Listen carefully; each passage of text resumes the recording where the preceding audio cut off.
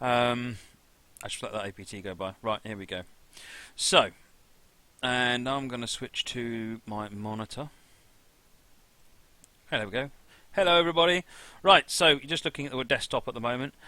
So this is a Track IR. This is an old Track IR 4. So if you haven't seen a Track IR yet, this is it. This is basically an infrared camera. Think about it like a webcam. Let me just put that again. It's basically like a webcam. It sits on top of your laptop or your monitor. It's got this little thing at the bottom here is a sort of a stand, and you can bend it and twist it so that it sits there sits there nicely. So what I guess it probably would be useful to start with what Track IR does actually. So Track IR is what's actually moving the camera around when I move my head. So if I move my head around like this, you'll see the camera moving all on its own in the game, and that's what does that. So that's this thing here. Plugs into a USB port, nothing fancy, and you install the driver. Right. So the other bit is this thing, which is one of these. This is actually one of the clever bits. This is a metal thing called a track clip, I think it is, if I remember rightly, and it's basically these three reflective zones here. And what happens is the infrared camera emits infrared light, so it's got infrared LEDs on it, and these reflective strips reflect it back. All right, and I'm going to show you what that looks like in a minute. Essentially, if you look at the top, you can see the sort of the metal structure of it, and it bends. It's sort of flexible. The idea is that it sits on your it sits on a baseball cap or something like that, like this one. If you notice. So the camera's sending out lights. The reflective strip is reflecting them, and then the camera is seeing what comes back, and then using that to figure out what's going on. So that's the hardware. Now let's fire up the software and take a look at what it actually looks like. So this is what the software is seeing.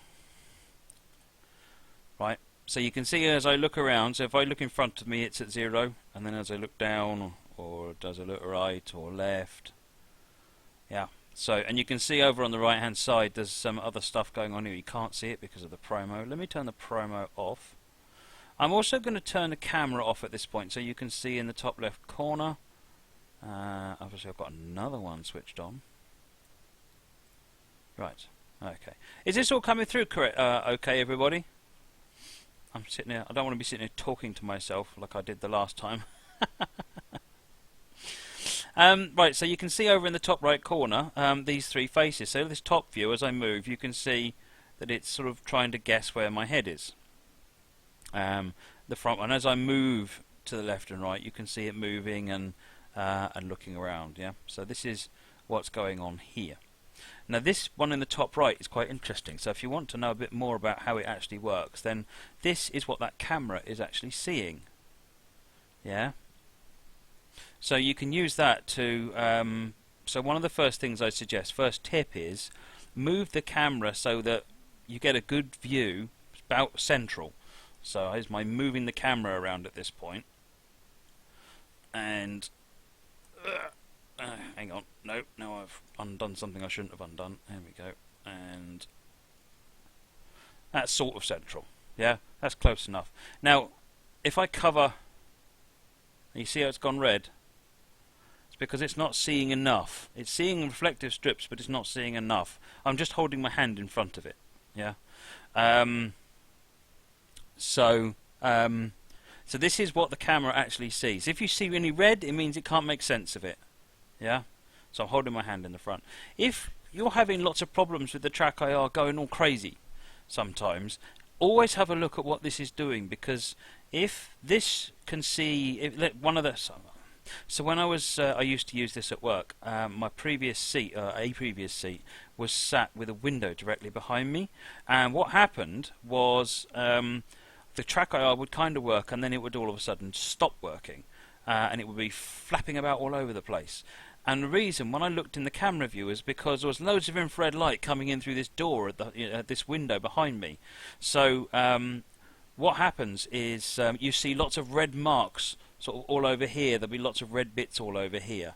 And that basically, if you start getting crazy stuff like that, then you need to sort out the background infrared and make sure that all you're seeing is these 3 dots, and you're seeing them nice and clean. Yeah. So as I move to the right, as I move to the left, up, down, yeah, so I'm waggling my head around now. Can you see me? Hello. So that's kind of what the camera does.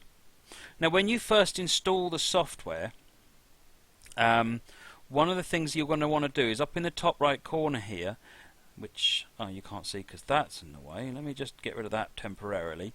Up here, you'll see things like news or updates or anything like that. Let me put the banner back on. Right. Over here on the... Oh, I need to take the banner back off again.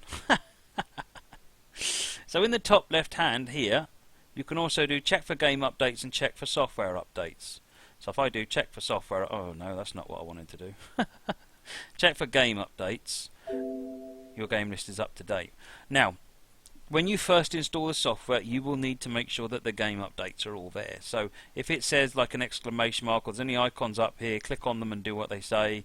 Failing that, if you go up here and just do a check for game updates, that will make sure that your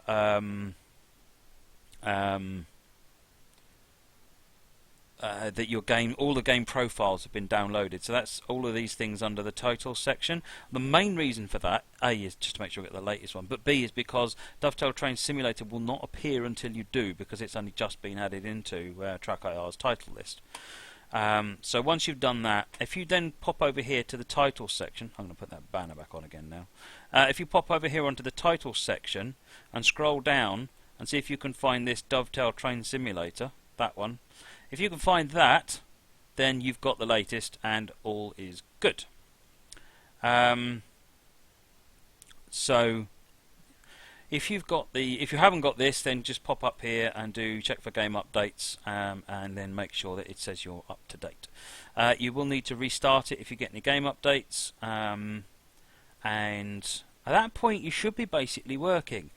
So what is the TrackIR doing right now? So the camera on the on top of the monitor has got 4 red dots on it when it's powered up and working, and you'll notice it says device TrackIR 4 and the serial number up here. That tells me that the camera is powered up. On top of it there's a green light.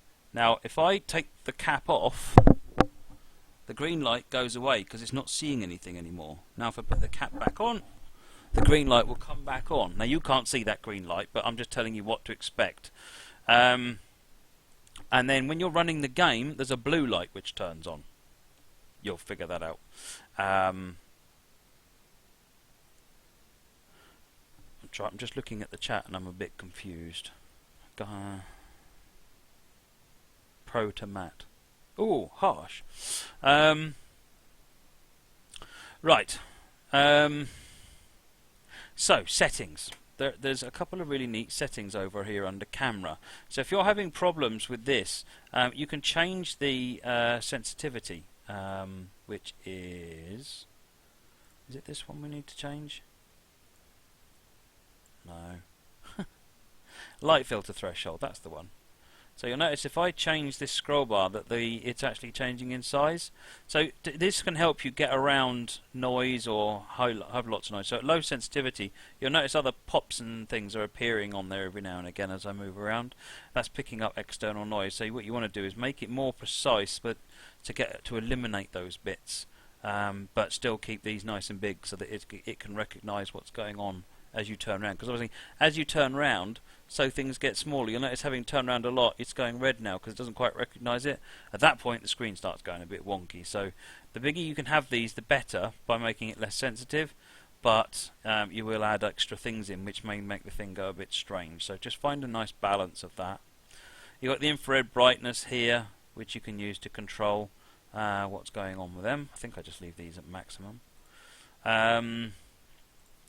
Camera rotation is if the camera is actually on a different angle. So if it's on, hanging on its upside down or something for some reason, you can tell that. You can set that up here. Right, let me just look at my list. Hardware, software, updates. There's one more view I wanted to show, which is this front view. So back to the 3D front. There you go. Right, so as I turn around again, you can see the track IR giving you an idea of what. So the yellow wireframe is my head, and then the white is what the game will do. Sorry, it's the other way around. Yeah, it's the other way around. So the yellow is the game, and you can see the little cursor where the character's looking. And again, you've got a full 6 degrees of freedom. You've also got these sliders up here for speed and smooth. So if we change the speed, you notice that a little movement is now going a lot further around. Now that's really good if you really want to do 360 degrees around. But if you you will find that if you look at it like that, you see it's moving quite a lot. You know, you really have to hold your neck, and that's going to be really stressful. I would suggest leaving that at the setting of 1, to be honest, because it seems to work quite nicely. Smoothness is about making it a bit less lumpy, and again, if you find out that it's if you feel that it moves around too jerkily, turn it up, but it will also introduce a little bit of lag on how it works.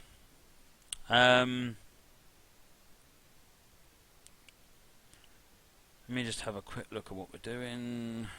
I'm just having a look at the chat, see what I'm missing. It's Matt with more hair. Oh, thanks, Phil. So that's the speed and smooth sliders. On the profiles tab, we've got the ability to create a new profile, which is this thing here. So there's a bunch of profiles. These are the ones it comes with. So let's just create a new one, and I'm going to call that one TS 2015. You don't really need to create a new profile. I found the defaults kind of work the same. So set a profile up, and it's sort of got a very linear way of doing things. Now I'm going to switch this back to the first person view, because then I can see more of what's going on. Now you can then set your templates up. So let's have a template of there's dead zone. So there's dead zone there. So we can do all sorts of things. You can even create new templates if you want to sort of base things off. Remember, you've got rotation support as well. So let's go back to default, just because that's the one I usually use. You can... What's that? Sorry, I'm just having a quick check of something. Okay, so let's go back to this one. I will do this one. So in here, what can we do? So the first section here is about hotkeys. What we can do is we can change the hotkeys. So at the moment, F12 recenters. So if I look up a little bit and press F12, it resets it so that it's now looking down. So I now have to look up a little bit to get it back to 0 again. Yeah, so I can look all the way up here, and now if I look back forward again, it's down here. So you always press F12 to get the view back to centered again. F12 is the button to reset the view, Tornado Ben. But you can change it. So if you press that, you just click the button, it says what would you like it to be. So I press Control F12. There you go. And now I have to press Control F12 to reset it. So if you're using F12 to do your screenshots, then you might find that you want to remap your F12 to Control F12. You can enable or disable the hotkey altogether. You can make it a toggle. I'm not sure how that would help you in this instance.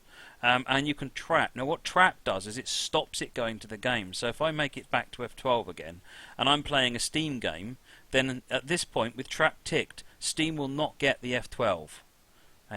Whereas if I unclick trap, the game will center and it will take a screenshot at the same time. So if you're using F12 for screenshots, I would suggest simply changing it to something like Control F12. And remember, we're doing this on a TS 2015 profile, so this is not affecting your global settings at all. Now there's center, pause, precision mode and row file. So pause is normally F9. So if I just hit F9, you'll notice that no matter what I do now, the camera is not moving anymore. So you can't see it. If I hit F9 again, it unlocks it. Now that's really good. If you're looking at something and you want to set, so you're looking down at the cab, you press F9 and it'll lock it. You can then more easily put your mouse on controls and move them, and then press F9 again to unlock them again. So that's the use of pause. Again, you can rechange it. Precision mode is F7. Now what that does is it drops the precision. It makes it so that it's you have to move far more exaggerated. So so if I move a little bit now, I'm getting to 50 degrees. Precision, I'm getting exactly the same. Oh no, I'm not. I'm going to get into about 35 actually to get the same distance. So the idea is that precision mode changes it so that a bigger movement does a less on the game. So again, if you're trying to look into things, you can use precision mode to move the camera, make the camera shake around less. And then you can use this one to change the reactive profile, although I must admit that's not one I generally use. So that's the keyboard setup. Chris says precision mode is helpful in DCS or FSX when looking at control panels. And it's because it makes the thing move less for the same head movement. Motion adjustment. We've got yaw, pitch, roll, X, Y and Z. What these do is they say what views do I want, or what movements do I want.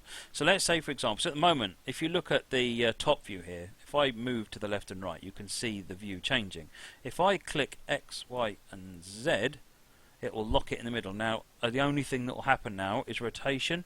No matter what I do, you can see the camera is moving, but other than the fact that my head is actually turning, it's not actually moving me anymore. So you can lock those out if you don't want them.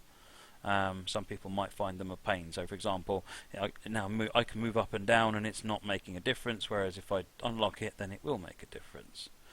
The same for yaw, pitch and roll. So if you don't want, so I can do that at the moment, and if you accidentally do that and it makes you a bit sick, just switch it off and now it doesn't do it anymore. So that will set that up. And now the other thing you can do down here is you can control the acceleration. Danny's, why do I have a calculator open? Does it matter? I was doing something that needed a calculator earlier. Right. So, what you can do with these acceleration things is you can define and look at one of your axes. So, remember, yaw is this, pitch is this, roll is this, except I've got it switched off. Roll is this, and then X is that way, Y is up and down, and Z is forwards and backwards. So, let's say the pitch axis. Now if you look as I move up and down, you can see this red bar moving down here. It might be a bit difficult to see on the stream. But with these dots you can move them around. So if I move that dot down to the bottom,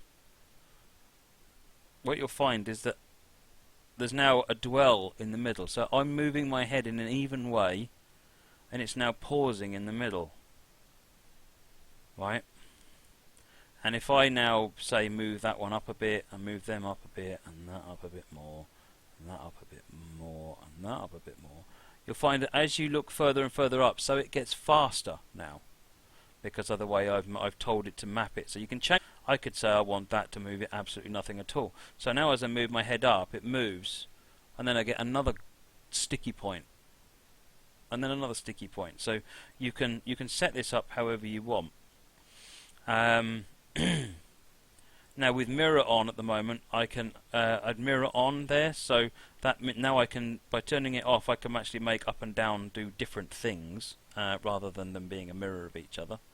Eleni RBR says the main issue with TrackIR is there is no competition. Well, there is Face Track No IR. Remember, that's a free equivalent of TrackIR, and it doesn't need the tracking system. However, it just uses your webcam. However, it's not as good as TrackIR. It's not bad. It's certainly better than nothing, but it's not as good as TrackIR, in my opinion. So you can do that with each of these axes, and you can change the ratings. If you press this curve up and down button, you can move these bars all wholesale up and down again if you want to.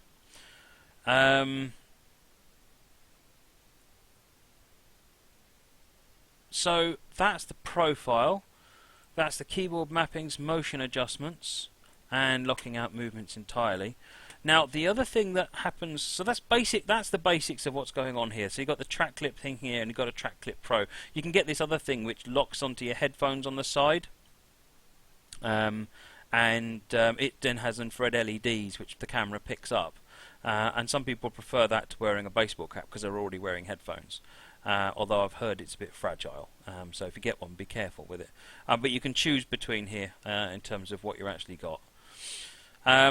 The other thing you can do just before we finish this bit is over in the titles section. If we find Dovetail Train Simulator, if you pop this down and just set it to TS 2015, right, what will happen now is that if I run, for example, Colin McRae Rally 04, it will use the default profile, and when I run Train Sim, it will now run my new TS 2015 profile. So that means all the settings and the preferences I've got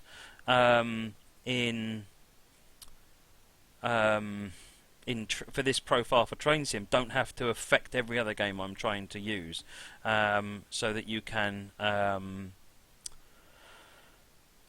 lost my train of thought there. So, yeah, so you can do specific settings for each game that you're using TrackIR with. TrackIR works with a lot of games, as you can see, including favourites. FSX, I mean, it works really, really, really well with FSX.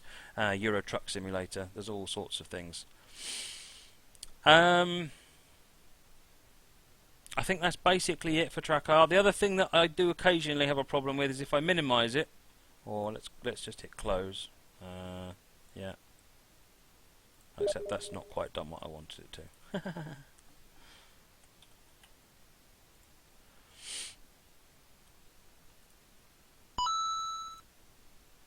Right. Let's try that again.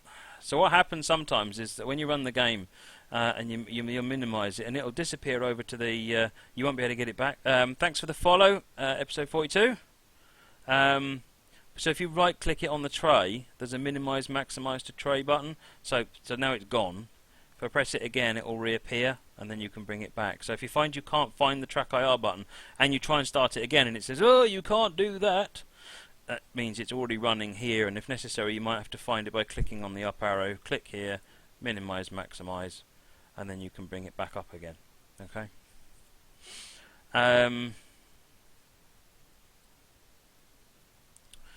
So in terms of versions of TrackIR, I'm using TrackIR 4, which is very old, but it supports 6 degrees of freedom. TrackIR 5 is newer, but still quite old, but it does the job and is significantly more precise. There's a lot more precision.